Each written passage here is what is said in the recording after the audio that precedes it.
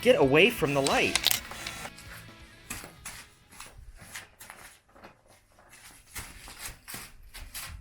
Mark, get away from the light. What are you talking about?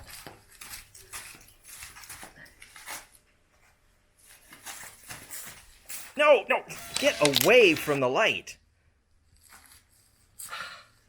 All right, hey, this is Steve, the other chopstick guy, with your small bite for today. I don't know if you just noticed what happened with Mark. I kept telling him, get away from that light. Now, I'm not talking about the sunlight, but I'm talking about our lights that we're using. One of the things that we see happen all the time is people will go ahead and they'll set up their light for shooting their subject, and then they tuck right under the light and shoot the picture. Now, that's no different than shooting the picture with an on-camera flash. We're shooting off-camera flash.